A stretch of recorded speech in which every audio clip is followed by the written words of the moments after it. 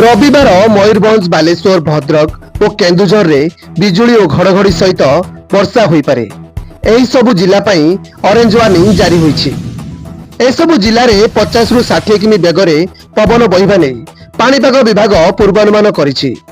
सेहीपरि रविवार और सोमवार 2 दिन धरी राज्य रे विभिन्न स्थान रे वर्षा हेबा नै पाणीपाग विभाग पूर्वानुमान करिछि।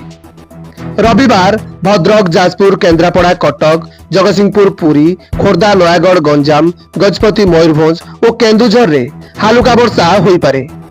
सेहीपरि 24 तारीख रे सोमवार पई मयूरभंज और बालेश्वर रे येलो वार्निंग जारी करिछि पाणीपाग विभाग।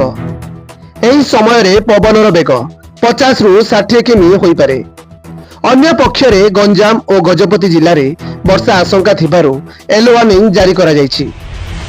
मंगलवार रु बुधवार सकाळ पर्यंत मयूरभंज और बालेश्वर जिलार गोटे दुईटी स्थान रे घड़घड़ी सह वर्षा हेबार आशंका थिबारु येलो वार्निंग जारी करा जायछि। 25 रु 1 पर्यंत पाग सुखिला रहिबा नै भुवनेश्वर पाणीपाग विभाग केन्द्र पूर्वानुमान करिछि। उल्लेखयोग्य जे संबलपुर, बलांगीर और टिटलागढ़ रे सर्वोच्च तापमात्रा 36 डिग्री लेखाएं रेकर्ड करा जायछि। एहा सहित 37 सहर तापमात्रा 30 डिग्री उपरे रहिछि। दारिंगबाड़ी रे सर्वनिम्न तापमात्रा 15.5 डिग्री रेकर्ड करा जायछि। शनिवार राति रे कटक रे 5.2 मिलीमीटर वर्षा होइथिबा बेले आज दिन रे सर्वाधिक 21 मिलीमीटर वर्षा अनुगुल ले रेकर्ड करा जायछि। अनुगुल व्यतीत आज संध्या सुधा बालेश्वर रे 5.6, नयागढ़ रे 4, गोपालपुर रे 0.3, राउरकेला रे 0.2 मिलीमीटर वर्षा रेकर्ड करा जायछि। अनुगुल ले राति तापमात्रा 13.6 डिग्री सेल्सियस रहिथिला। कोरापुट रे 17.1 और फुलबाणी रे 17.5 डिग्री थिला।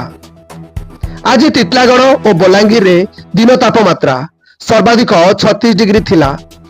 सोनपुर रे 35.8, बौद्ध और झारसुगुड़ा रे 35.5, हीराकुद रे 35.4 डिग्री रेकर्ड होईछि। ब्यूरो रिपोर्ट 10 बजे टीवी। एमिति नुआ नुआ न्यूज अपडेट पई आम चैनल को सब्सक्राइब करंतु। हाँ, लाइक शेयर करिया पई जमा भूली बेनी। नमस्कार।